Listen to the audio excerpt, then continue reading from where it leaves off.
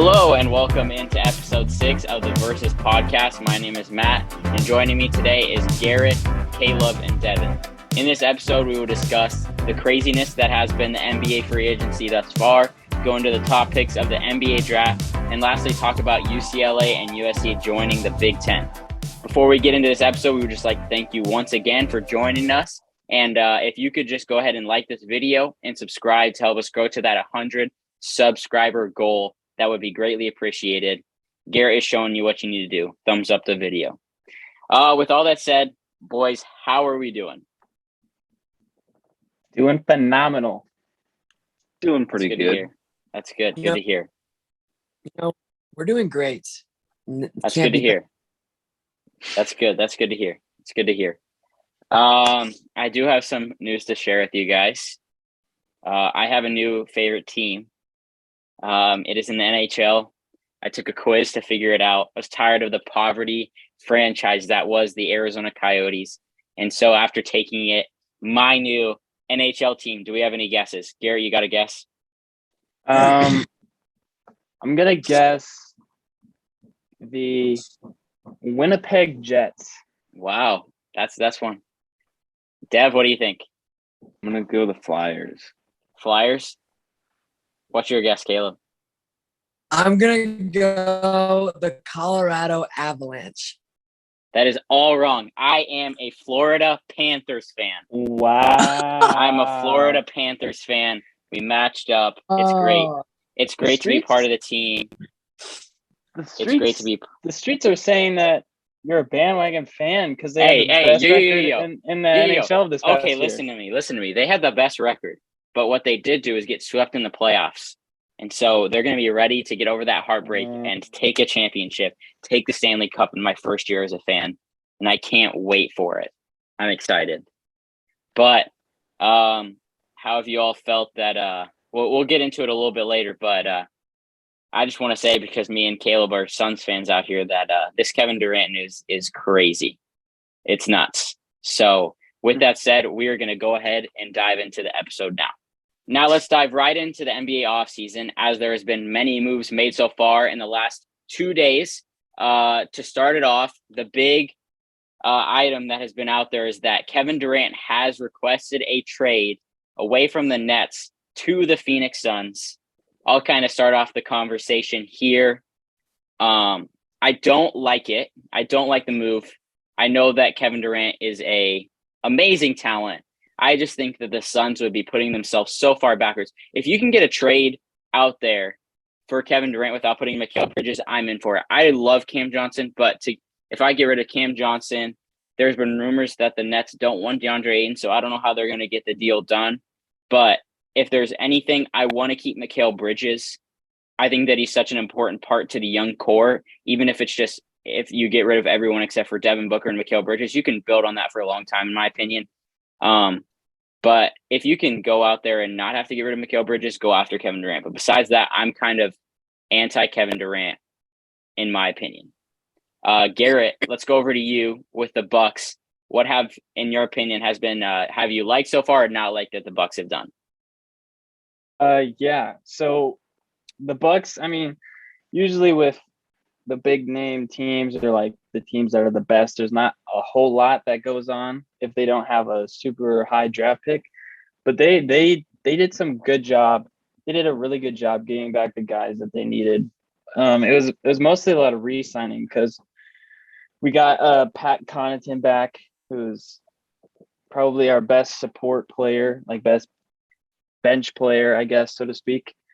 And then we got Bobby back, which is huge. In my opinion, I think we overpaid a little bit there. Gave him a little too much money. I think it was $49 million for 4 years. Yeah. I think it was a little too much money, but I like that we got him back because I think he just belongs in Milwaukee. But then we got Wes Matthews back for 1 year. I think he's a good veteran defender. He can shoot a little bit. Was a little spotty in the playoffs, which sucked.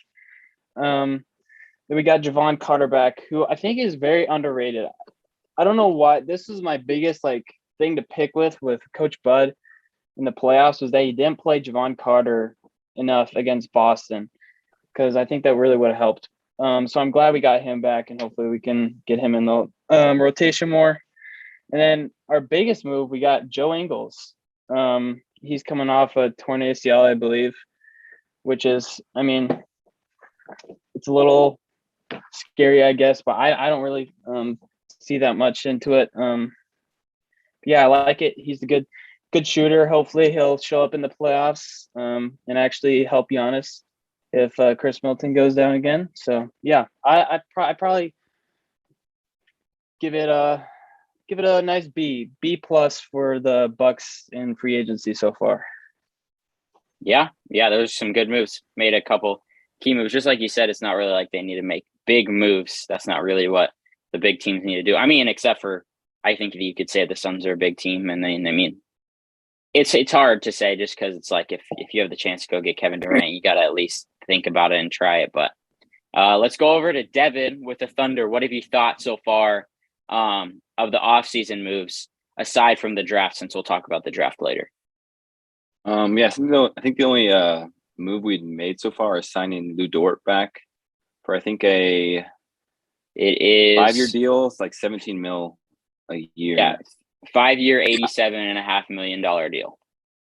Yeah, I didn't know if we were going to bring him back, but I'm glad he's back with the team. I think his biggest flaw, obviously, was his shot. And over the past year or so, we've seen that get better. So he's definitely been improving. I think 17 mil is probably perfect. If it was any more than 17 mil, I'd be like a little worried about how much we're dumping with him. But I like that move. I think we brought back Mike Muscala. Probably don't know who he is, but he's a shooter. Not sure why we brought him back because he's like 40 years old. But I like the move so far. Didn't lose anybody. That's pretty much it. Caleb, what is your take on the Suns so far? I know that there hasn't been much besides the Kevin Durant rumor. What do you think of the rumor? Yeah, Matt. So like what you said earlier, I completely agree. I don't think we should I don't think we should trade for him either, just because I don't know. I don't want to give up that much, for him. I heard there was a rumor that we would give away Aiden, Mikhail, and then like 3 or 4 first-round picks. I heard that today. That was like a rumor. With Cam Johnson too. With Cam Johnson too, right. So I do not want to give away that much for KD. I think we have a good team right now. I don't think we just signed Booker to a max deal, which was good. I extended him because I think he was up 2024. So we probably had to extend him soon, which we did. And then, I don't know. So we'll have to see. And plus, if we got KD, he would command a lot of money. And I don't know how much he would command, but it would be a lot. So he's under contract for a while. I don't know how many years. 4 more years, I believe. 4 more years he's under contract. Yeah. So it sounds like you boys just. I thought maybe he wanted to restructure it, but maybe I could be wrong. It sounds like you boys don't want to win a championship, is what I'm hearing. Yeah, facts. Yes. That's what I'm saying. 100%. Right. You unload these draft picks. You get rid of DeAndre Ayton. He doesn't want to be there. You can get Mikhail out of there. Yeah, it's a sacrifice you got to make. See, I in my opinion, Kevin Durant is not ring chasing if he's going to Phoenix because Chris Paul is on there, and he's notoriously known for not making it and just falling up short. So I don't think he's ring chasing because he's going to Chris Paul's team. But yeah, how could you not throw almost everything at Kevin Durant? If you have Kevin Durant, CP3, and Devin Booker, realistically, those 3 on your team, you should make it to the finals every single year. God forbid an injury happening. But no matter, even if you have like Zubac as your center, it doesn't matter. Those 3 will carry you to a championship. Yeah, I understand what you're saying. My worry is that it's going to turn into something to where we're going to unload all this stuff. And I think that if you're willing to take the risk that go for it, I'm just worried about it because I'm not a big risk taker. The Suns were really, really bad for a long time until 20 that 2020-2021 season. Really bad for a long time. And my worry is that you unload everything on Kevin Durant, do everything. And 2 years you don't make it to the finals, and he's like pissed off because it was his perfect situation. Everyone's like, oh, he's wanted to play with Kyrie Irving. He wants to play there. This is perfect for him. It's closer to where he is at home. It's not Washington, D.C., but it's pretty dang close. The only place that he could go instead is the Wizards, who had no one. But him and Kyrie got to go play together. They trade for James Harden.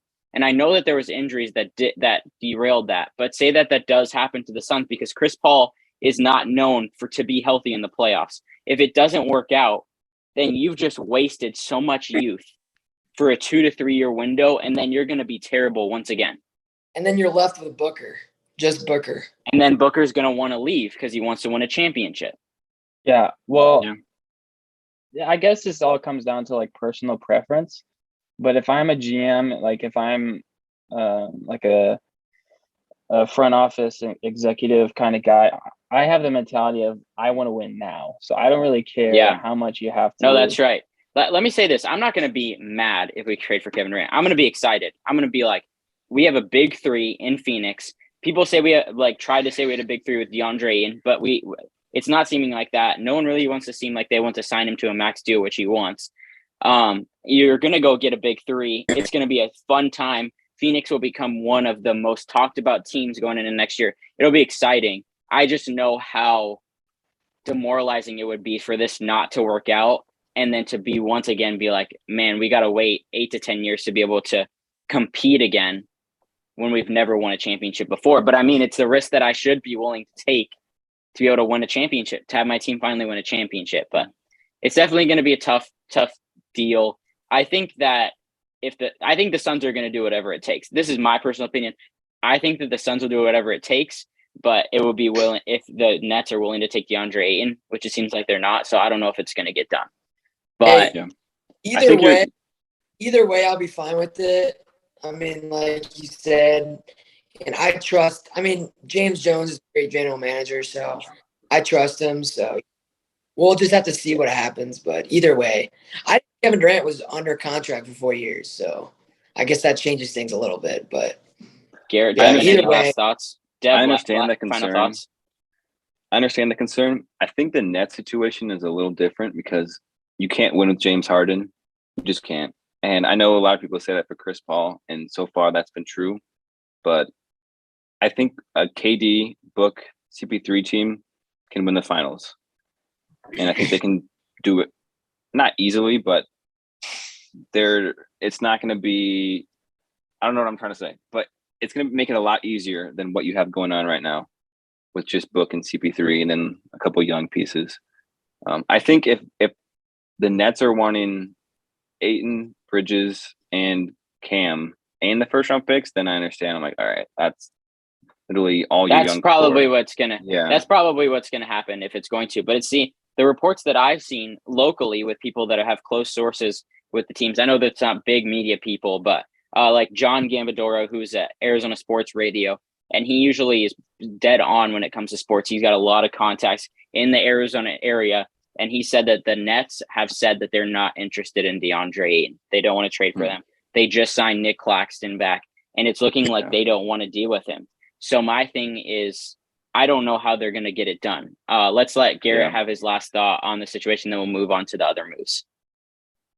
Yeah, I mean, just overall, I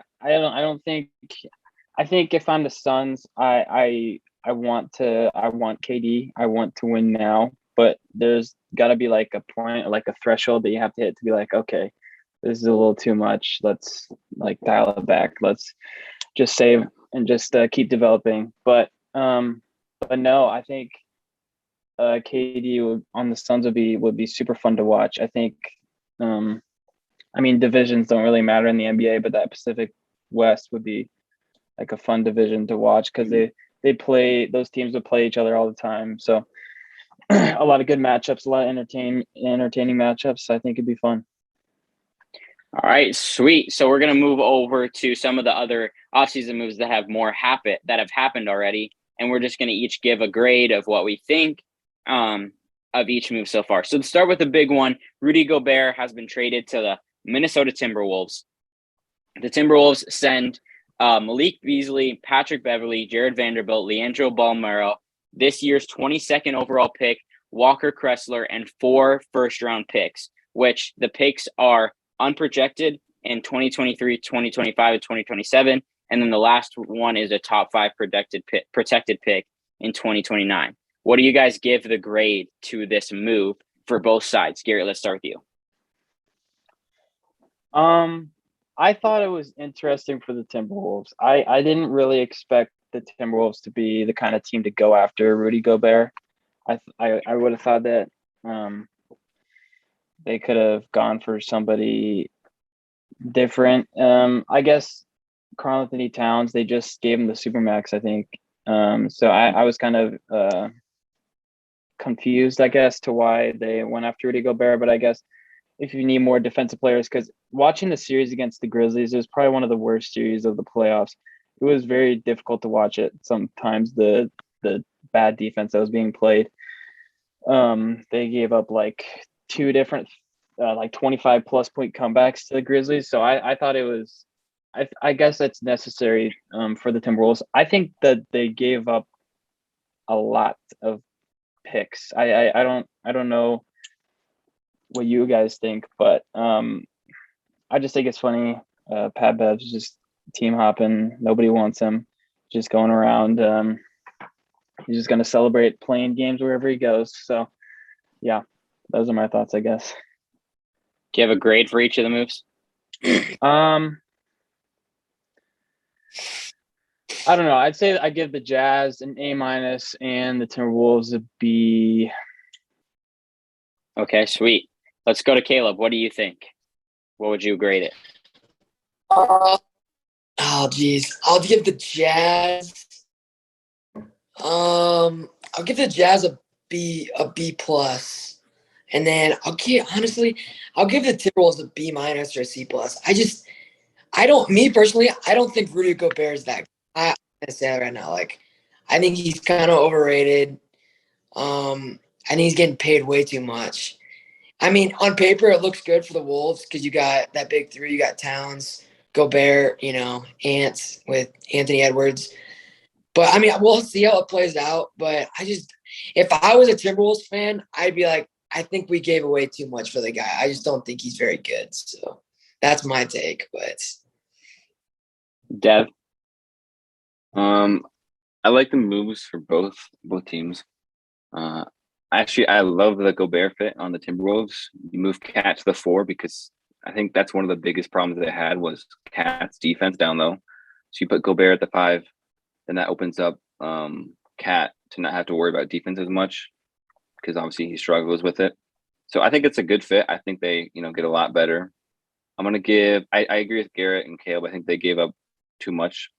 I think the 4 first-round picks is fine, but when it comes to 3 of them being unprotected, that's like, okay, that's too much. But I really like the fit, and I guess it's a risk they're taking to win now. So I'm going to give them a A-, and then I'm going to give the Jazz an A+. I think those unprotected picks are the best you're going to get for Gobert. 3 unprotected So you first-round think that picks for both of them Gobert is more than – I don't even know if they could get that from Mitchell. I don't know. That's something that you don't hear of much is that many unprotected picks. yeah, the Jazz definitely won that trade. In my opinion, I think the Jazz won that trade. But plus, if it doesn't work out, which I mean, we've seen like a lot of these teams that are going win now, and they're just giving away all their draft picks and assets. They've been blowing up in like 2 years. Look at the Nets now. So if it doesn't work out and they start blowing it up, then you have those first-round picks that are going to be really nice. yeah. Now let's talk about the trade. Malcolm Brogdon was traded to the Boston Celtics. The Pacers in the trade received the 2023 first-round pick. 5 additional players from the Celtics, which included Daniel Tice and 2021 first-round pick Aaron Nesmith. What did you guys think of this trade, and what grade would you give each team? Devin, let's start with you. Obviously, I like it for the Celtics. I think Brogdon is exactly what they needed at guard. It'll be interesting to see what happens to the starting lineup. I've seen a lot of Celtics fans go back and forth like, oh, is Marcus Smart going to move to the bench? So it'll be interesting to see. They didn't give up honestly much of anything. I'm pretty sure the first round pick is also lottery protected. So terrible deal for the Pacers. I don't like it. I think they could have easily got more. So I'm going to give the Pacers a D. And then I give the Celtics an A. Honestly, maybe I don't know what they could have even gotten better. So I'll move it to an A plus. Garrett, what do you think? Yeah, I completely agree with Devin. When I looked at my phone today at work, I was kind of mind blown. I'll say it. I was definitely mind blown that the Celtics, the runner up in this year's NBA Finals, like fleeced a team that badly. I honestly don't understand how the Pacers let this happen. Malcolm Brogdon is a very solid player. I think he's very underrated because he's in a small market team like Indiana. He doesn't get that much attention because they're not that good of a team. But as a Milwaukee fan, I know exactly how good he is and his value. So I think when looking at the Celtics next year, I can definitely see Malcolm Brogdon. I don't think he'll initially start in the starting five for the Celtics, but I can definitely see him developing into the starting role for them, which would be interesting because Marcus Smart is the defensive player of the year for this year. So it'd be kind of funny to see him get benched after, winning the defensive player of the year. But yeah, I thought at the beginning of the offseason, I saw a lot of Celtics fans on Twitter saying that they need to get like some good value for Daniel Tice. And I did not think that they would get this much of a value for Daniel Tice. This was actually pretty crazy. So yeah, I honestly agree with Devin. I gave the Celtics an A. They pulled off Houdini. And then I give the Pacers like a D plus, D minus, D, something like that. Yeah. I don't know how I like kind of with you guys. I don't know how this was a trade. Not to the extent. I'm gonna say not to the extent because if not, Caleb is gonna like absolutely destroy me for saying this. But obviously not to the extent because he's not the superstar that DeAndre Hopkins is. But it has the feel of the DeAndre Hopkins trade to the Cardinals, to where the Cardinals gave up about nothing, it felt like, and it feels like the Celtics gave up about nothing for this to be able to, because this first round pick, all right, you said that it was protected. I think it's lottery protected. Yeah. Yeah, that's crazy. I just think that it's a great trade. I'm gonna give about a D to a D minus for the Pacers. I don't understand. Did they not see what the Hawks? We'll get into it, but the Hawks just got for DeJounte Murray, and I know that he's a little bit better of a player than Malcolm Brogdon, but Malcolm Brogdon still, I would put him almost into the same like bracket as DeJounte Murray as skill wise. But yeah, I just think that the Celtics did really good with that. I'll give the Celtics an A. What do you think, Caleb? Yeah, I'm gonna add on to that. What are the Pacers doing? Come on, man! That's a fleet. That's a stink fleet. I mean, they got 2 scrubs for this. Like a lot of scrubs. So I'm gonna give a Celtics an A, a Pacers an F, just because Michael Brogdon's he's a good player. I don't know what they're doing. So yeah, that's my grades. Matt, back to like with the hi Caleb. To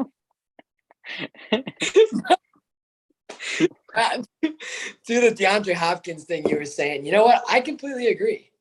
If I understood what you were saying. Yeah. I was just saying that it was kind of the same thing to where one team obviously won and one team obviously lost. Yeah, I completely agree, except DeAndre Hopkins is a little more of a star. But no, yeah, I completely agree. Agree. That's just if I was a Pacers fan, I'd be like, dude, come on, man. All right, that's all I have to say though. All right. One thing I'll add in real quick, Matt. So it is a top 12 protected. So there is that. And I also want to say, watch out for the Celtics, man. This is a runner-up in the finals. They just got Brogdon. I'm hearing that they're going to pick up Danilo Gallinari. It's another solid bench piece. And then there was somebody else, like Thomas Bryant, that they might pick up too.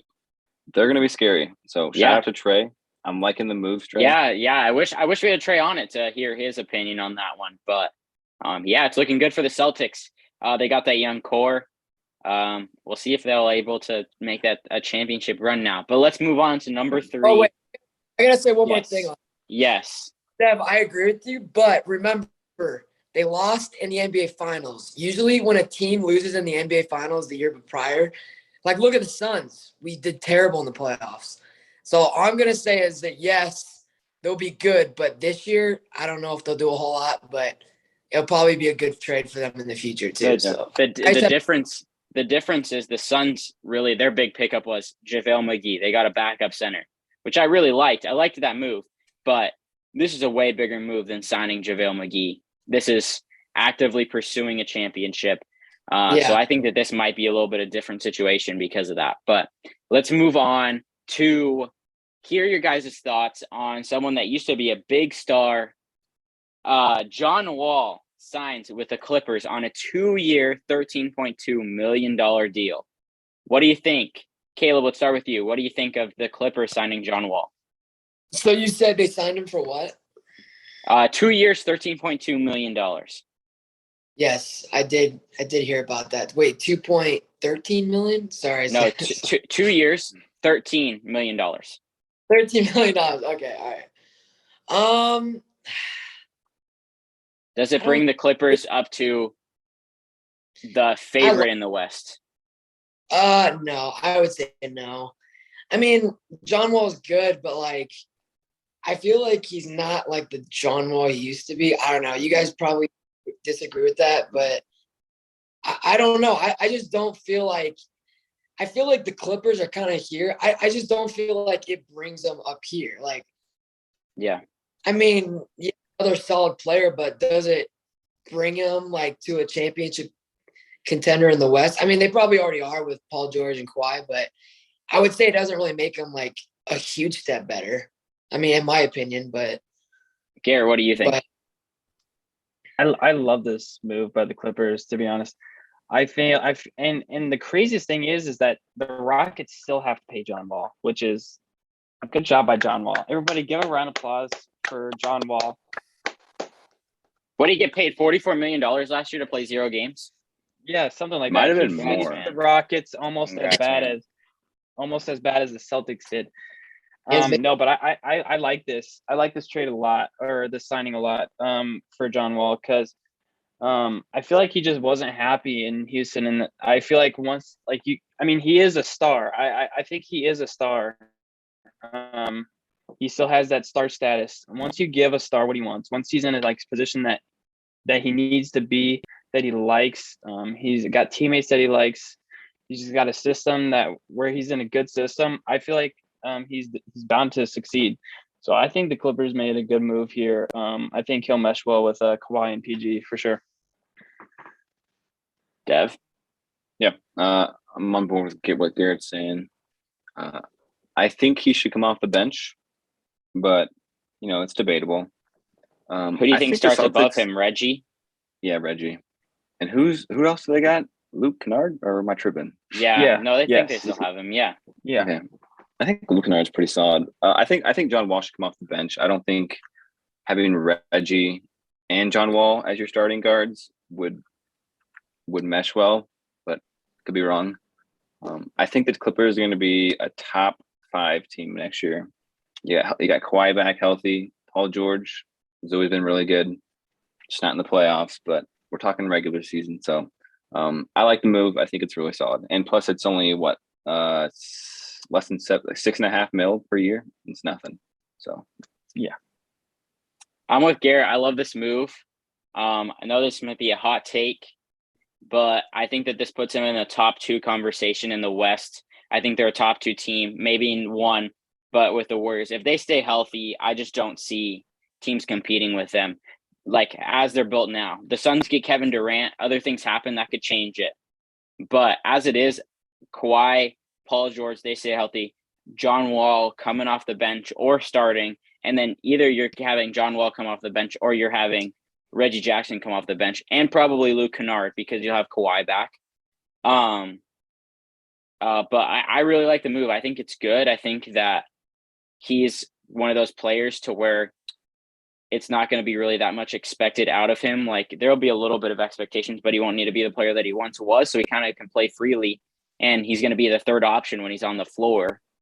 So I think it's a really good move. I think it's a really good move for the Clippers. Let's move to one that I personally will start off, and I'll just say it before it even starts. This is going to be a terrible idea from the start. Like this is going to be, I don't think it's going to work out well, but it's Jalen Brunson signing with the Knicks on a 4-year, $110 million deal. You guys start off because I know where I'm going to go with this, but Gary, you start us off. I think it's pretty comedy. I just think it's so Knicks for this to happen. Mhm. For you to pay Jalen Brunson that much money it's a bit too much, I'd say. But the one thing I'll take a step away from Jalen Brunson here for a second. I like Kyrie going to the Mavericks. I like that a lot. I hope that happens for Kyrie. I like Kyrie. I hope he gets what he wants. I don't think him and KD have beef. I think that came out already. But besides that, I think the Knicks, they gave him way too much money. I mean, I think it was during the playoffs that this stuff was already like bound to happen. People saying, "Oh, the Knicks are going to give him the max contract," which I thought was interesting. I'm pretty sure his dad is on the coaching staff for the Knicks. I want to say Just hired him. Yeah, so I think that's pretty interesting. So yeah, I think this is very New York Knicks of them to do. I mean, I guess the Knicks being good is good for basketball, so I hope it works out for them. Dev? It's garbage. Like Garrett said, it's the Knicks being the Knicks. Trash, poverty franchise, just like the Arizona Diamondbacks. But I don't want to get into that, so I'll just stop talking. But anyway, Brunson is not that guy. He is not that guy. He's the first.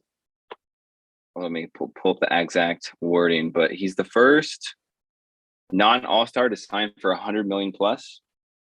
Very Knicks on brand. Don't get me wrong. Brunson is a really solid player. But he's not that guy. I think he's solid. He's a solid player, but he's not a $100 million player. I don't think him leaving the Mavericks makes the Mavericks a ton worse. But yeah, I know this is a free agent signing, so usually we don't give a grade for this, but I'm giving it an F anyway because it's the Knicks, and this was a terrible, terrible pickup. Yeah, I like that they got Jalen Brunson. I think it's good that they have Jalen Brunson. I don't like that how much they paid him for that, which I think Jalen Brunson is a good player, maybe the second or third option on a team. I think people will forget like how he was the reason that the Mavericks stayed in that series against the Jazz. But I just think they gave him way too much money, like Devin said, that they should not be giving that much money to a non-All-Star. Definitely. So yeah. Caleb, what are your thoughts? Yeah, I mean, I'm just gonna keep this one short because it probably deserves that. But yeah, this was not. He is not worth that much money. 110 million, like, dude, what? No, there's no way. But I mean, I would agree with what Garrett said. I think he's a solid player. I think it's a solid signing for the Knicks, but he's not worth 110 million. No way. So yeah. But Oh man, I don't know how to start this off, but besides this fact, just to say, what are they thinking? My first question is, do they ever want to win a championship? Do they want to do that? Because I don't think that they make the moves or make anything necessary to make that happen. It seems like they want to lose. It feels like ASU football in November. They're giving up. It's over. It's done. They don't want to do it anymore. Why am I watching him? Why are we paying Jalen Brunson over $100 million? $110 million for this man. The only reason that he emerged in the playoffs is because of Luka Doncic. And if anyone says otherwise, they're crazy. He's not that good of a player. I'll say I don't think that he's that good. I don't think that he's worth that much money. And I think that it's a waste of money. And I think that the Knicks are once again going to regret what they just did, and they're just going to continue being the franchise that they are. That's all I got to All right, say. hold on. I think, Devin, we need to take care of this, okay? Well, Don't hate on Jalen Brunson. I think Matt is a little butthurt that the Mavericks knocked the Suns out in the playoffs. Just a little bit, okay? Jalen Brunson He's is not a not good a player. bad player. He's a good player. He's a good player. He's not a good player. He's a good What has he player. done? He had one good playoff before, like in the playoffs. That's No, all he's done. He barely even started in the regular season. I think he uses his size to his advantage. He's a shifty guard. He can finish at the rim. What He's is he good going at to do drawing in fouls. New York? What is he going to do? He's in not New going to York? do anything, but he's not a bad player. Exactly. That's not He's a not good a bad player player. to me. Yes, he is. If Nah. you need someone else to do something for you, you're not a good player. That's in my opinion. He needs someone else that's bigger Chris than Paul's him a good to player, be able though, to- right? Chris Paul's a good player, yeah. You put him on the Knicks. Okay, that is He's so gonna different. suck. Chris Paul's gonna be a Hall of Fame guard at his age. If he was younger, you saw what he did in Oklahoma City with absolutely nothing. He took them to the playoffs. I guarantee the Knicks won't even get close to the playoffs. Do not try to put Okay, Jalen time Brunson out. next to Time out. Chris Paul. Wait. Is Okay, Chris wait, Paul but- a Hall of Famer? Chris Paul's a Hall of Famer. Do Okay, not let's start not this. get into this. Let's not get Wait. into Let's this. not. Why is Chris Paul a Hall of Famer? He's one of the best assist leaders in the history of the sport. Every single place besides the playoffs, he's won. He has set records in every single place he's been in. That is why he's going to be a Hall of Fame point guard. He's the second best. Okay, sorry, not the second best. He's the third best point guard of all time. Okay. Third best point guard of all time. Stop. Look, Okay, I know I'm biased. Devin and I are gonna pull you out of this hole before you keep digging it, because you are just embarrassing yourself right now with He's the saying third that best Chris point Paul is guard. a top 3 point guard of all time. Yes, he is. Yes, he You're is. smoking. But we'll Yeah, crack it. digress. Look, I'm biased, so you're gonna slam me for this, but I personally have Westbrook ahead of Chris Paul. Oh my gosh. No, do Prime not. Westbrook Yes. is better than Chris Paul. Prime Westbrook is better than prime Chris Paul, and there's no debate. It's There's no facts. debate. Okay. I agree. I think you- he's Hall you- of Fame. I don't know how you I think can't he's put Hall of Chris Fame. Paul in the Hall of Fame. I don't know how you couldn't. But that's besides the point. Does I anyone- think he can be. I think he can be a Hall of Famer. I think Chris Paul will get in the Hall of Fame just because it's easy to get in the Hall of Fame in basketball. But I think, I think you're giving Chris Paul a little too much credit for falling short in every single NBA season he's ever been a part of. So Yeah, top 3 is whack. Can't believe that came out of your mouth. yeah, who would you Cannot put top believe 3 it. ahead of him? Give me 3 point guards better than him. I can think of 2. Magic, Curry. Yep. Westbrook. Westbrook's not better than Westbrook. him. Yes, he is. Westbrook is objectively a better player in his prime. Is a better player than Chris Paul. Is he not? I do not think so. I disagree with that. I don't think that he is. We're not going to get anywhere with this. We're not going to get anywhere with this, so let's just move on. Let's move on to another trade, which is DeJounte Murray getting traded to the Hawks for Danilo Gallinari, who they ended up releasing, 3 first-round picks and a future pick swap. What do you guys think of this move?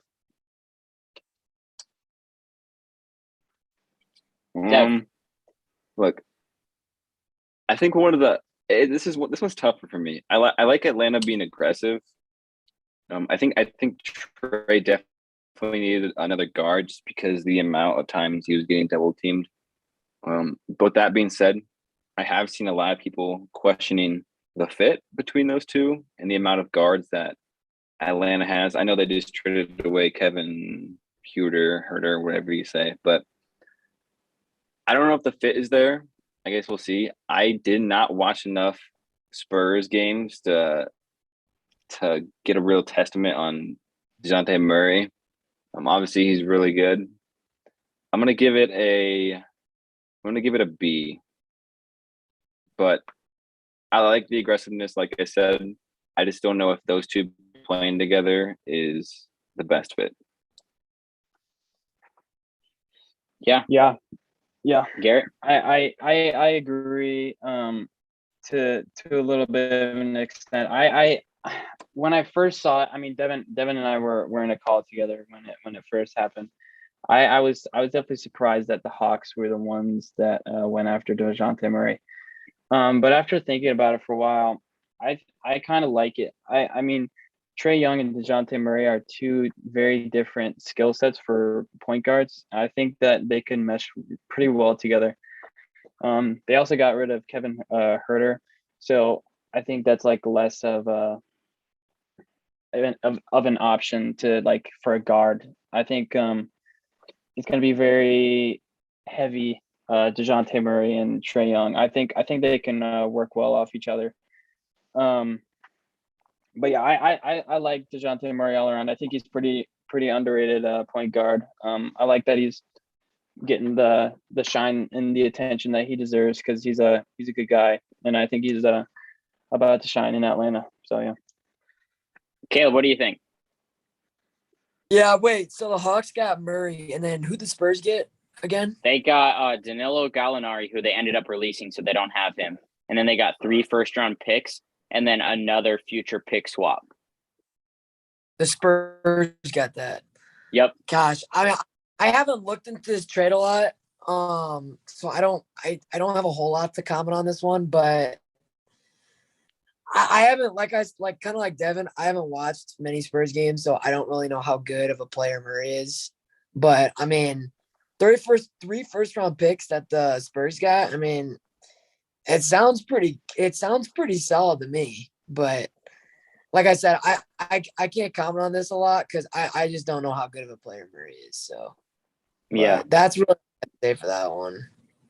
Yeah. I thought it was a weird move for the Hawks because you already have a point guard. But I mean, I think that it's something to where DeJounte Murray can become more of the one, and I think that Trae can play a little bit more off ball. I think that he could bring it up sometimes, but he can also just catch and shoot and do what he does. So it could be good.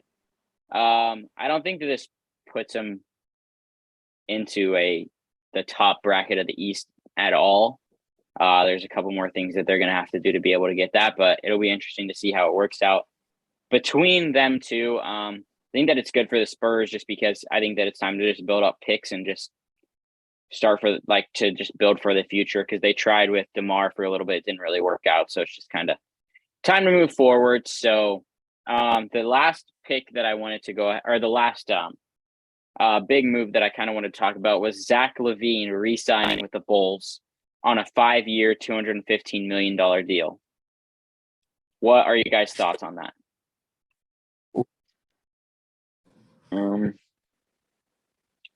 I can go first. I gotta Go be ahead. careful what I say because we have some viewers in here that are Bulls fans and they will rip me apart depending on what I say. Look, I think Zach LaVine deserves the money, but let's be real here. The Bulls are never going to compete for a finals championship with that roster they have currently, and it's going to get them nowhere. But I mean, I feel like it's also the move they have to make if they want to still compete. And that's really all I got to say. Obviously, you just bring him back. It's the right move, but it's not going to – the Bulls are going to be the Bulls, and they're not going to be anything successful. So I'll end it on that.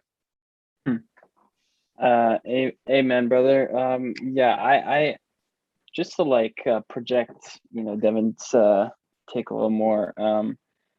I agree that the Bulls definitely had to pay him there. I thought it was kind of interesting. I believe this happened today, right? So, or late last night. So I think it kind of says something because there's rumors going around that LaVine was going to go to the Spurs, but after the DeJounte Murray trade, it was clearly the Spurs showed their cards that they're tanking. So I think the Bulls just did what they had to do. I agree with Devin that the Bulls won't really be anything for a little bit until they change up their roster. It's just not really built for the playoffs. I mean, you saw it against Milwaukee, and Milwaukee was what a 3 seed, or were they 2 or 3 seed? 3. Yeah, if Milwaukee's a 3 seed and the East is stacked now, and you're not going to win with a lineup that relies on DeMar DeRozan to have a 50-point game for one time and losing 5. I just don't see the Bulls being successful with this kind of roster in the playoffs. Yeah. Caleb, what do you think? I mean, I don't know. I might be the Lone Ranger on this one, but I like it. I like it. He's been there for a while. I like it. Shout out to the Bulls. Shout out to the Bulls fans out there. You guys, I like it. I like the signing, especially Austin Garman if you're watching this. But I don't know. I mean, I agree. I think they'll be just as good as last year. I mean, they'll make the playoffs, but actually, I don't know. They might make the playoffs. They might not. If they do make the playoffs, they won't do anything. But I don't know. Me personally, for some reason I just like Levine and the Bulls. I don't know why, but so yeah, I like it, but I don't really see them doing a whole lot. But yeah, hey, good for you, Austin. Let's go, baby. Yeah, I don't have much to add. I think I'm kind of in the same way as Garrett and Devin. I think that I think it's a move that you have to make, but I think it's something that isn't going to move you up in the standings at all. It's going to keep you right there. So it'll be interesting to see with that. Just wanted to end by adding some the different signings that have happened throughout the league, other moves that have happened, just smaller deals. I try to get a lot of the big, a lot of the names out there, but these are kind of just 10 that I saw that weren't as big of as big, but wanted to mention them. Kevon Looney re-signed with the Warriors on a 3-year, $25.5 million contract. Do we think that's a good move just quickly or a bad move? Good. Yeah. Good move. It's a good thing. Good. Otto Porter signs a 2-year deal with the Toronto Raptors. What do we think? Does that help out any, or is it just kind of like, yeah? I think it adds to. I think it's a very Raptors move. Lengthy, tall shooters that can defend. I think Otto Porter just adds to what they have. Yeah. Maybe it's like a depth kind of move, just to add a body that can contribute pretty well. Do you have the contract numbers on that or no? Not on his 2-year deal. Okay. No, it didn't say. And then moving over, Yusuf Nurkic re-signs with the Trailblazers on a 4-year, $70 million deal. What do you guys think of that? Woo! I think it's a move you got to make. Yeah. True. And then we've got Anthony Simmons signing with the Blazers as well to a 4-year, $100 million deal. What do y'all think of that? I think I like it. I honestly I think it's good for him. I think the Blazers, they're obviously definitely a low tier team right now.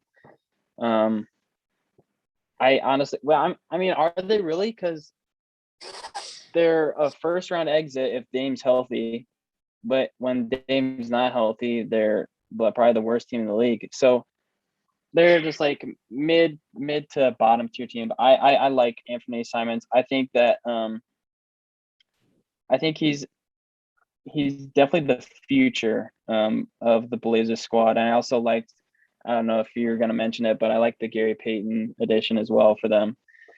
I was not, but I did see that. Yeah. I like that's a big loss for the Warriors.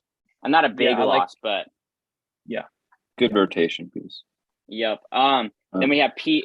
It also makes sense for him. He played ball up at Oregon State, so that's where he's from. So PJ Tucker signs with the 76ers on a 3-year, $33 million deal. I like it. Like it for I like 76ers? Yeah, it'd be interesting. It'll be interesting to see. Go ahead, Caleb. Oh, I was just saying I like it. I don't have a whole lot to comment. I was just saying I like it. I think it's good. It'll be interesting to see how much of a pay cut James Harden's going to take. Real quick before you move on to the next one. Like I said, I like it. I think the money was a little too much, but yeah, I think he's a good rotation piece. I think it was necessary. I think it was necessary for PJ because he may not be a starter during the the regular season, but when it comes to playoffs, he will start. He will be a contributor on defense. Mm-hmm. He will make it hell for your best player, no matter if he even goes off. He's going to make it as difficult as possible on the best player on the other team. So I really like this move for the Sixers. Yeah, and then I have Malik Monk signs it with the Kings on a 2-year, $19 million deal. I'll start off with this one. I don't think that definitely hasn't lived up to what he's supposed to be. He's a top 10 pick, but I I love the story of him being back with De'Aaron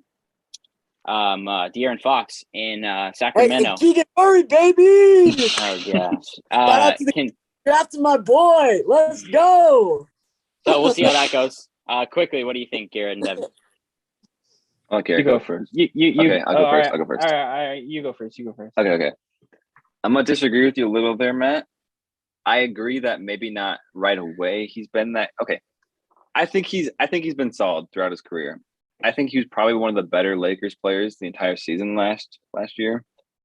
I actually think he could have gotten more money than what he got. But I like the deal. I like the signing. Obviously makes him a little better. But yeah, Garrett, you wanna? Yeah.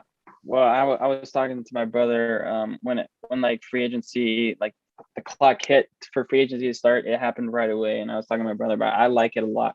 I like Malik Monk a lot. I think he's been in some tough situations system wise, being in Charlotte, where in recent news Charlotte seems to not be a good place. But I think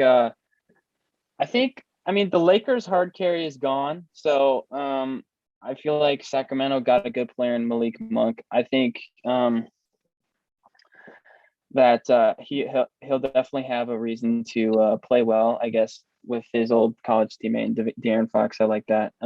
It just feels like the Kings are just hopefully, you know, you always want to see a low tier team get in the playoffs someday. I just like that they're getting all these young guys together. I thought it was the right move for them to draft Keegan Murray. So I think getting all these young players is good for the Kings, and I like it from Malik Monk. All right, a couple more. We got Mo Bamba. Oh wait. What's Yeah, up? I was just gonna say one thing. Well, on the Malik Monk thing. Yeah. Yeah, I like it too. I agree with you and Garrett that I think it's cool that he's reunited with his college teammate. And then I think them two with Keegan Murray. We'll see what happens. But I wasn't on the last podcast, but I haven't been able to say this, but shout out to the Kings for drafting Keegan Murray. Great choice.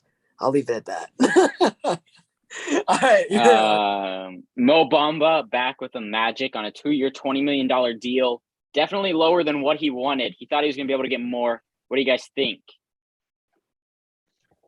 Yeah. Anything? Yeah. I don't really think that much of it. I think it was like big when he, I don't know what the official thing happened was, but it was like before the draft, people thought the Magic were going to get Chet. That's why Mo Bamba like left or something like that.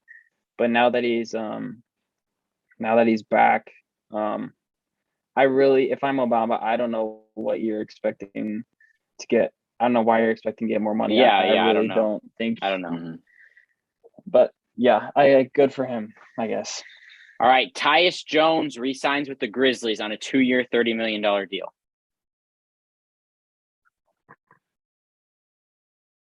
Bad? Don't like it. Wait, what was the contract?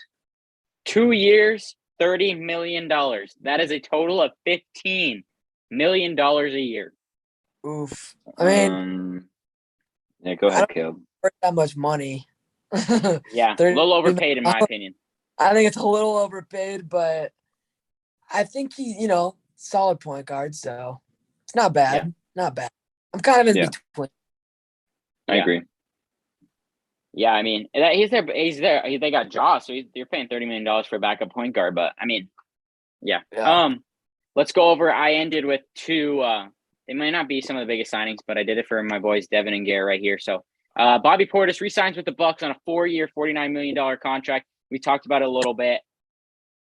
What, Garrett? You like it? Bobby. I love Bobby Portis. Before free agency hit, there were rumors that he was going to the Warriors, which was pretty crazy. I was very happy to see that he re-signed. Yeah, Bobby is meant for Milwaukee, like I said earlier. I think 2021 playoffs proved that. But yeah, I think he was a little overpaid, but I think it was necessary to get I think it was necessary to get him back because we really don't have a solid 5 because Brooke Lopez is just don't even get me started with Brooke Lopez. But yeah, Bobby, I like the move for Bobby. Yeah, I'm with Garrett on that one. Can't really see him anywhere else. But yeah, then let's end with Arizona State legend Lugan Stewart re-signs with the Thunder on a 5-year, $87.5 million deal. What do you think? I love it. I think the 17 great defense. Yeah, go ahead. One of the best defenders in the league. He's been getting better offensively, or last season he at least did. 17 mil a year for 5 years. I think the 5th year is a team option or a player option, but either way, 17 mil is not bad. I definitely don't think he's overpaid or underpaid. I think that's definitely solid range for a solid player who's gonna, in the playoffs, hopefully one day, put in work on defense and one day, not soon. One day. I was talking to Devin earlier, and I was saying I feel like one day, like Devin's saying, you have to have a guy like Lou Dort on your team to win a championship or to make a deep playoff run. I like it a lot. I mean, based on the nickname alone, the Dorter Chamber, I feel like you have to give him the bag. So, yeah, I like it a lot. Sticking with the NBA, we are going to move over to the NBA draft, which happened a little bit ago, but we still wanted to go ahead and talk about it. As we know, it is very important to Devin, but I can't continue to go without realizing that, Caleb, you just changed your shirt halfway through recording. So that's fun. Good for you. Good for you. That's good. I'm glad you feel good. So let's go ahead and go over the top 5 picks. Kind of want to spend it there because it feels like that was kind of it kind of feels like there's a little drop off after, maybe not, but I thought that we could just spend our time doing that. So a little bit of surprise. The Magic ended up taking Paolo Banchero, number 1 overall. The Thunder end up taking Chet Holmgren, number 2. The Rockets take Jabari Smith, number 3. The Kings draft Keegan Murray, number 4, and the Pistons finish it off with Jaden Ivey, number 5. First, what are your guys' initial thoughts, and what is your favorite pick out of those 5? If that makes any sense, or however you want to interpret it. If you want to say who's your favorite draft prospect or whatever you think, who fits the team the best in your opinion? Yeah. Dev, you go first. Favorite pick in the top 5 would be the Pistons getting Jaden Ivey. My least favorite is probably the Thunder taking Chet Holmgren. Okay, go off for a second. Why don't you like it? Go ahead and go off. We want to hear it. I don't think he's. I mean, don't get me wrong. He did really well at Gonzaga, but he needs some more mass on his body, and I feel like he's a long way to go to get. I don't think he's a big project, but he's a project. And before the previous podcast, I was saying I hope we get Jabari. And right before the draft, I was like, okay, you know what? I think Paolo is the best player in this draft right now. But then Magic came with a surprise, so I was hoping oh, you know what? Maybe we go with a surprise. We take Jabari, but nope, we get Chet Holmgren. So not super excited about it, but I guess we'll see. I hope I'm proven wrong, but I don't think he's skinny, and we're already working on 4 other projects, especially with our 11th or 12th pick, which we'll get into later. But I just think at some point with a young team, the Thunder, you have to be careful how many players you're drafting that are going to be projects. And I'm not saying, like I said earlier, that Chet Holmgren is this huge project. We'll see. But I don't know. I guess I'm a little worried. Yeah. Caleb? Yeah. Wait, I have 2 favorites in this draft. Okay. So, my first one, I feel like we all know it's pretty obvious. I mentioned it already in the show. Keegan Murray, that's my favorite. That's my boy, so I got to go with Keegan. Then the second one, I really like the Jaden Ivey Pistons pick. I think Jaden Ivey is, the man's a beast. I really like that one. The one I guess I would say, okay, I guess I'll choose one I didn't like. I mean, I don't know. I mean, this draft, it just like worked out, if that makes sense. Like I just kind of like everyone's pick, except maybe I might have to go on the Thunder with this one. I mean, with Devin on this one on the Thunder. I'm with him on it. I don't feel a whole lot of confidence in Chet. I mean, he is 7 foot, but the man doesn't have mass. He's so skinny. I mean, imagine him trying to go up against guys like, Embiid, Gobert, Joker. I mean, all these massive 6'10" foot dudes. I mean, the man's a stinking twig. You know what I mean? I mean, he's gonna get bullied down low. But he is really long. I know he's a center, so it's a little different. But a lot of people thought that of Kevin Durant when he came into the league. So That's true. That's true. And I could be wrong. But I'm just looking at the man right now, and he's have to hit the gym a little bit this offseason. But yeah, those are my two favorite picks, though. I think the Jaden Ivey pick was good. Him and oh my gosh, why can't it? Cade Cunningham. I think those two together, that's gonna be fun to watch. I feel like so, and then and then Keegan Murray. But yeah, those are my picks. Yeah. Garrett. Yeah. So my favorite pick was Paolo Banchero for the Magic. I like it. I know last podcast I was kind of hating on him. I was trolling him a bit, but I like it a lot. I think he's a solid bucket getter, which is I think what the Magic need, because they kind of have a lot of young guys that are support and like bench players. So I think to have like a guy that can go get buckets, essentially, I like it a lot. Probably my least favorite, or the one that I didn't really see fit. I don't know about you guys, but I don't like see Jabari fitting in with the Rockets that well. I like that Jabari got picked so high. I really like Jabari.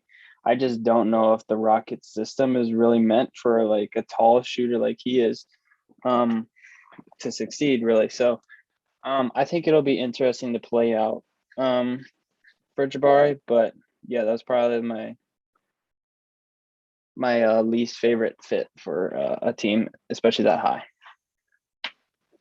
Yeah, my favorite pick's kind of the same as Caleb and Devin.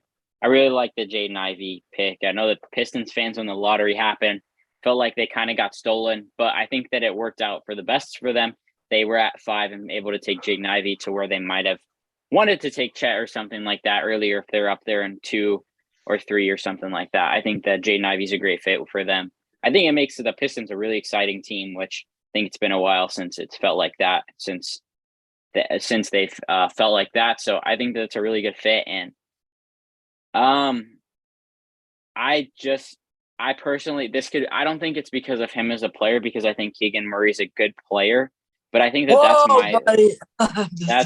that's my least favorite pick of the draft, because I think that if you're the Kings, while getting Keegan Murray at that spot is good, I think that you could have gotten a lot of draft capital and different trades for people to want to trade up for Jaden Ivey. Maybe those ended up not being there, so they went with Keegan Murray. If that's the case, I think that it's a great fit. I think that it'll work out, but I'm just saying I think that they could have gotten traded back and still gotten decent value. But I don't think Keegan Murray's going to be bad at all. I do think he's going to be a good player. So I don't think that they missed out on any opportunities, but I just think that all these guys are solid players. So yeah. I think they should have traded it back, or taken a better player in Jaden Ivey. But hey, agree to disagree. No, I'm sorry. It's kind of tough though, because I feel like it doesn't work out for them. You know what I mean? Yeah. I feel like you could say that if they didn't have Aaron Fox. You know what I'm saying? So I'm pulling it up right now, but I kind of went through and looked. This is based off of ESPN. So if I can get this to load, that would be greatly appreciated. But it's just kind of going through some of the like projected depth chart for like each of the top 5 picks in this year's draft. And just based off of it, I'm going to say some of it and kind of off of it, what you guys think is the best roster for this next year. So ESPN has the depth chart for this next year for the Magic being Cole Anthony at point guard, Jalen Suggs at shooting guard, Franz Wagner at small forward, Paolo Banchero at power forward, and then Wendell Carter Jr. at center. And then they have, for the Oklahoma City Thunder, they have Shea at point guard, Josh Giddey at shooting guard, Lugan Store at small forward, Darius Baisley. Is it Baisley or Basley, Devin? Baisley. Darius Baisley at power forward, Chet Holmgren, your boy, at center. This is weird. It doesn't really have it listed for the Rockets. But I mean, they have Kevin Porter Jr., Jabari Smith being their top two. They have Dennis Schroeder still there. It'll be interesting to see what they do with that. Jalen Green as well. My boy Josh Christopher as well.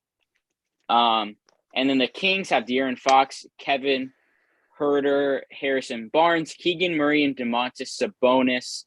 And then the Detroit Pistons have Kane Cunningham, Jaden Ivey, Sadiq Bey, Marvin Bagley, and Isaiah Stewart. Hearing those rosters, which one of those do you think has the best chance of making the playoffs next year? The Sacramento Kings. I mean, you kind of went over a little bit, but we said earlier. You did say his name, but as Malik Monk also was added. I really like the Kings. They have Malik Monk on the bench on this ESPN one. Really? So, yeah. That's interesting. Yeah. But yeah, I like the Kings. I think they could be a solid team. I think Sabonis is definitely an underrated piece of the Kings that they have. I think that they can make the play in. I don't know if they would make it out of there, but I think it's definitely possible that they're the most equipped team to make the play in. Caleb, what do you think? Yeah, I would say either the Kings or I don't know. I mean, I like the Jalen Green, Jabari Smith. I don't know. I feel like we're gonna have to see what happens, but I kind of like that one too. I kind of forget the other ones you named off, not gonna lie, but I mean off the top of my head. Yeah. I would say those two are probably the ones. I kind of like the Rockets. We'll have to see how much better Jalen Green is this year, but all right, Devin, what do you think? I agree with Garrett. I think the Kings have the best roster currently. I think they'll make the play in. Probably won't go past it. But if we're talking best future, the Oklahoma City Thunder have the best future. Let's talk about Shai Gilgeous-Alexander, All-Star this year. Josh Giddey got robbed of first-team rookie for some reason. I think because he's injured.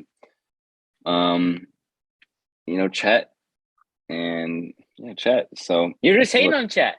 You're just hating on him. I don't like him, but hey, I'm making hope. You got Dort, you got Williams at the 11th pick. I think we have the brightest future out of all those teams, but currently the Kings are the best. But I really like the Magic's starting five as well. I think the Kings have the best chance to make it next year. I think that the Pistons have the best roster of the future, in my opinion, with Cade Cunningham, Jaden Ivey, and Sadiq Bey. If Marvin Bagley can be somewhat decent, also, that could be something. So that's what I think. Is there any other picks throughout the draft that you guys want to talk about? Maybe your favorite prospect besides these top 5 picks, in your opinion? I'm going to say the Pacers. I like the Benedict Mathurin. Is that how you pronounce his name? Mm-hmm. Benedict Mathurin. I kind of like that one. I mean, he's a good player. So I was kind of at that one. But besides the Keegan Murray, Jaden Ivey one, I was also kind of like, I had my eye on that one too. So I think he's a good player. I think that's a good pick too. Yeah. Devin, what were you going to say? Okay. Watch out for Jalen Williams. The Thunder got him at 12. He's going to be good.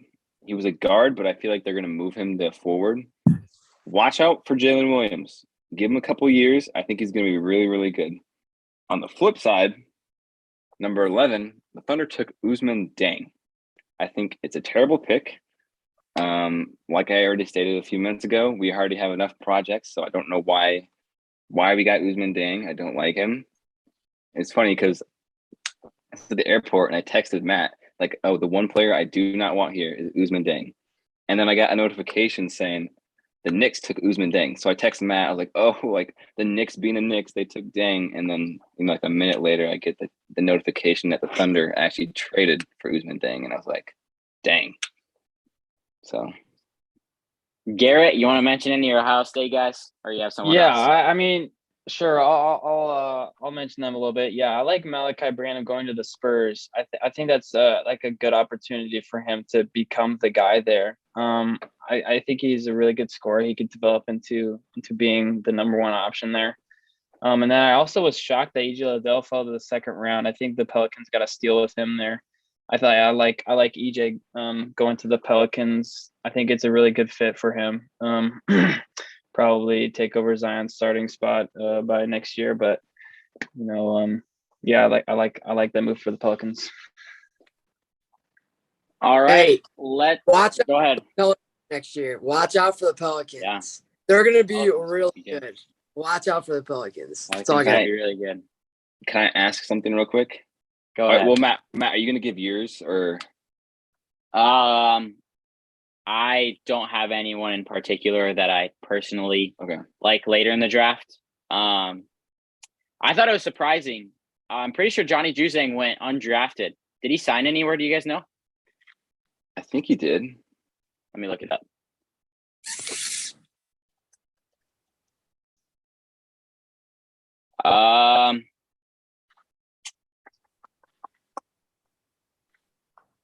Or maybe I think he got like a summer league thing, right?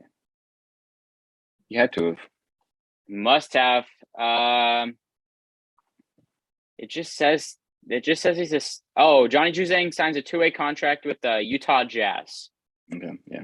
I don't know if I really like that spot for him. It was a little locked up, but I don't know. I thought that he would be a good person.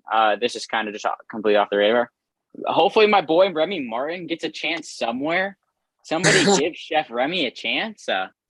Hey, it worked out for Lugan Stort going undrafted, so we'll see. Yeah. But I think Lugan Stort's a lot better player than Remy Martin is. But go ahead. I got one question. We're gonna go back into what we were talking about a little earlier, but Zion Williamson getting the deal he got yesterday, I do not understand it.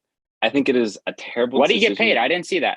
It was like over 100 He got the Really? max. Like outside Wow. of the rookie contract, he got the max. This dude is a bust. No. Wow. Yes, he is. No. I called it from the time he got drafted. Okay. This dude is a bust. He hasn't even played. How much did he get paid? 120 million. He hasn't. Let me even look it played up. Like You he guys- got paid. He got you- paid you- over 200. I want to say. You guys argue, and I'll look it up. Okay, here, What Devin. Let me tell you. Let me tell you. Always, Let me tell he's you always this. injured. He Let me never tell you plays. this, okay, It's gonna be like that for the rest of his career. Devin. Okay. You can't tell me he has earned that contract. 5 years, I wouldn't- $231 million. Yeah. That's absurd. I wouldn't say that he's earned it per se, but I think it when the Pelicans got knocked out of the playoffs and the talk was about Zion, he said like if he got offered that kind of contract, he'd take it in a heartbeat. So I think he was just ready to jump on it. I really like Zion to be like the most improved player next year. He's gonna be so good. He's an If all-star he stays healthy. when he plays, he's an all-star.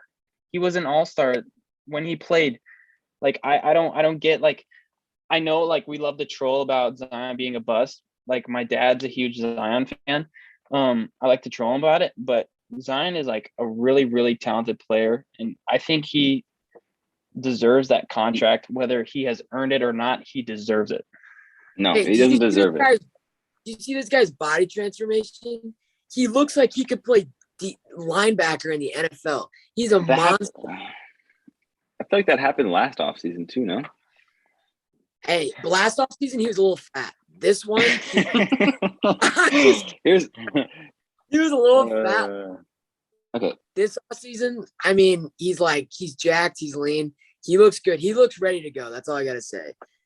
And I I agree. I mean, he's really injury prone, but I don't know. I think he was deserving. I mean, once the man gets healthy, he's gonna be so good, so Look, good. real quick before Matt, you go. I agree, Garrett. I think the talent is obviously there. I think talent-wise, he deserves the contract, but because of his health, it wasn't a good call to do that. Because here's what's going to happen, Garrett. Off season's going to roll around. It's going to be a couple weeks until the start of the season. Boom. We're going to get a notification from Adrian Wojnarowski. Oh, Zion did this, blah, blah, out of a couple months. Or what's going to happen is we'll get through the first couple weeks, and then the injury is going to happen, and it's just going to tumble from there. Yeah, I think you're definitely, based on history, I think that's definitely possible, but I think you have to risk it. So, yeah. It's fair. That's fair. Let's go ahead and move on away from NBA, and let's head over to NCAA football, the big one. But overall, we have UCLA and USC officially moving to the Big Ten starting in 2024. Caleb, I see your hand on your face. Let's start with you. What do you think the move? As an Iowa fan, a Big Ten member, what is your feeling? Well, I'm just gonna start out by saying this. As an Iowa fan, my heart is just torn in pieces. Because number one, it was already hard enough to even make it to the Big Ten championship. And then aren't they getting rid of the divisions, Garrett? There's nothing said on the divisions yet, but I think it's definitely leaning towards that. I want to say the Big 12 just not the Big 12. ACC. ACC just eliminated their divisions, so I think it's bound to happen for the Big Ten. Yeah, I think it's bound to happen too. I don't like it. I really don't. It doesn't make sense either. I mean, USC and UCLA are in California, the Big Tens. I guess you could argue that because like the East and Maryland and the Rutgers and all that, but I don't know. I just don't like it. Doesn't make the Big Ten better. Yes, it does. And will we make more money out of it? Yes, we will. But I don't know. I mean, I only don't like it because I'm an Iowa fan and it's just, we're going to be like the bottom half of the Big Ten now. So it's just depressing, but is it good for the Big Ten? Yes, I think it's good for the Big Ten. Yeah, so I think this move by the Big Ten is good for the Big Ten. I think his Kevin Warren, the commissioner of the Big Ten, hand was kind of forced with making something happen after Texas and Oklahoma went to the SEC. I feel like it's definitely, I mean, with college football in the NCAA, you already know it's all about money, and they definitely went the route of just purely off of financial gains.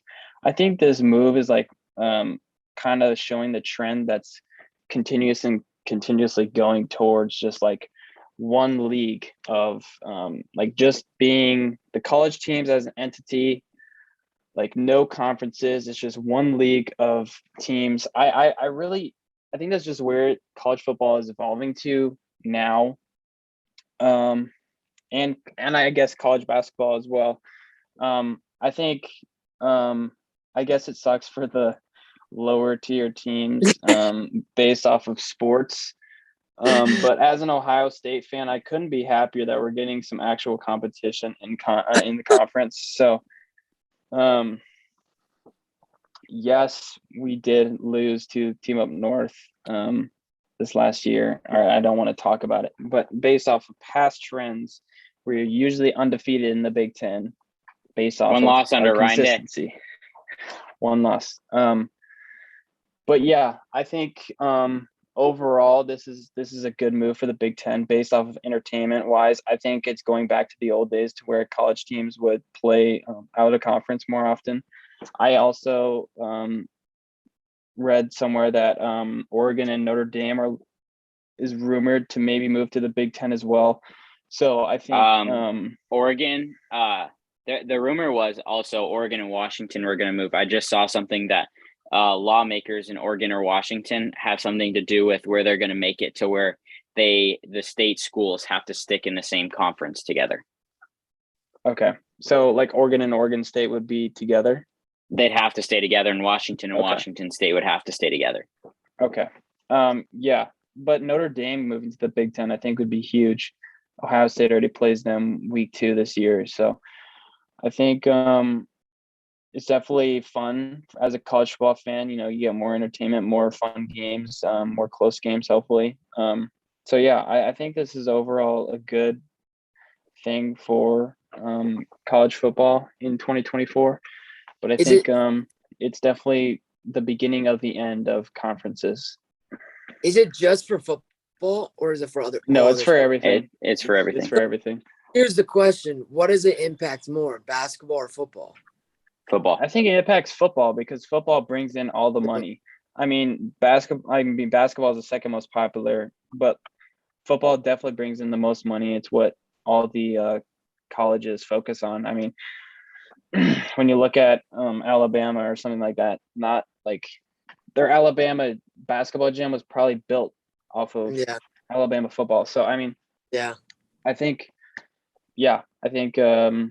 it's like I said, it's the beginning of the end of conferences.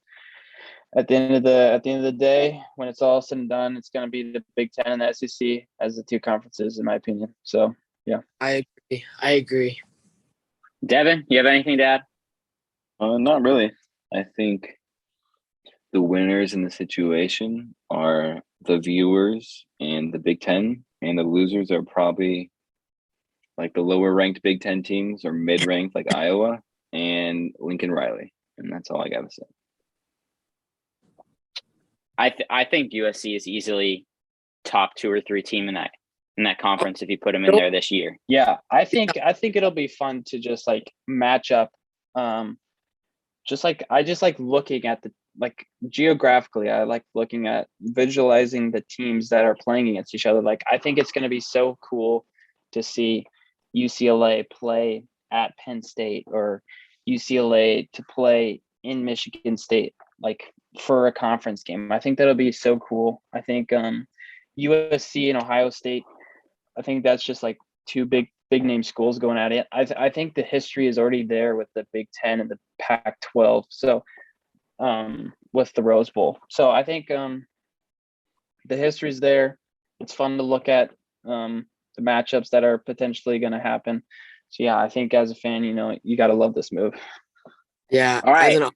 As an Iowa fan, I don't like it. As an NCAA college football fan, I like it.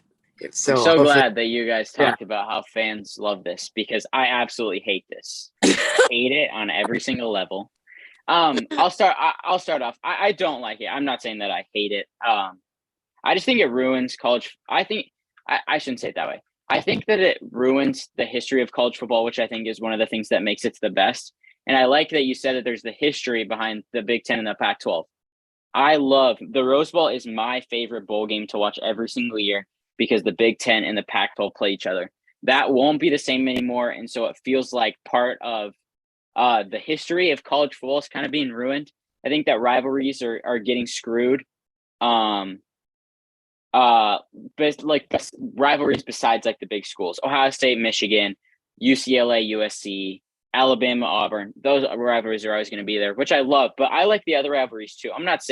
Trust me, I'm not saying the ASU has ever been the level of USC, but the hate that is there between the two rivals, you can tell that there's stuff there. You can tell that there's stuff there between the conferences.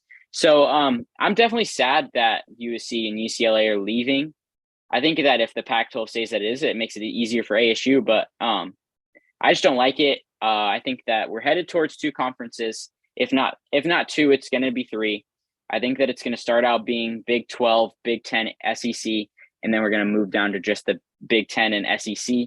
But I think it's stupid geographically. Like, have you guys seen the map? It looks dumb. It looks stupid. Like it looks like we don't know what we're doing. Yes. These are collegiate athletes that are gonna like USC and UCLA are gonna be at a huge disadvantage because of the travel that they're gonna have to do. Well, I mean, so are the visiting teams going. They only have to do that. their place. They only have to do that to USC and UCLA, But which is going to be once a year. USC and UCLA have to go to cold weather too. Remember that. Every single week. Every Yeah. I single mean, week besides it's the time their that it's they're their home. move. I mean, No, I they did agree. the I move. completely agree. Yeah. I think that what we're heading to is it's going to be set up like the NFL. You're you're gonna have your big names. There'll be more teams, obviously, because there's so many big teams. But I think you're gonna have 2 conferences, and they're gonna have little pods where they're gonna have 4 to 6 teams. You're gonna play your little pod more than anything, but you're still gonna be in that big name conference. So it'll be interesting to see where it's heading. I think that this is all started with NIL, and it's gonna continue going that way. They have to get a hold on that, or it's gonna continue ruining like college sports. The best teams, college football, the best teams are gonna continue to win if they keep it this way. But yeah, that's all I had to add. Do you guys have anything else? That's it. Nope. All right. It's just the rich Sweet. get richer. The rich get richer. The rich get richer. It'll be interesting to see what happens. I can't wait to see, like you said, that USC. I can't wait to see USC have to go up to Minnesota in November and have to play them. A bunch of little babies there out in Southern California. Okay. With that said, let's go ahead. We're gonna finish up this episode, but first, as we always do, let's turn to Christ, because I think my heart needs some Christ in it instead of the unfortunateness of this college football news. But this verse that I wanted to share is 1 John 1:9, which says, "If we confess our sins, he is faithful and just and will forgive us our sins and purify us from all unrighteousness." I love this verse because I think that it's just one to where you can turn to in the Bible and just be like, wow, like we have a savior that came down to this world, gave up his life for us, and we can just turn to him. We do something wrong, we fall short of the glory of God, and we can just go, wow, we can be purified, we can be made right with God. And that's what we have through relationship with Jesus. And if you're listening to this, I just want you to know that our relationship with Jesus is a way to get away from those guilty feelings, get away from those hard times, like to turn to him through those hard times has helped me out a lot in my life. So if you're listening to that, we just really want to tell you guys that. And we just wanted to thank you guys once again for joining us for episode 6 of the Versus podcast. We are just having a lot of fun with this. We can't wait to continue growing together. We can't wait for all of us to be in person this fall to really dive into the NFL season for you guys. We're getting really excited for that. So be on the lookout for some of that coming up. But please don't forget to like and subscribe this video. Subscribe to us. Hit that like button. Please do it. If you're watching this, please do that to help us grow. Yep. Follow us on Instagram at versus.podcast_, on Twitter at versus_podcast_, and then on TikTok at versus.podcast. We just want to thank you guys again, and we'll see y'all in the next one. Shout out to Box Elder Station and Buster.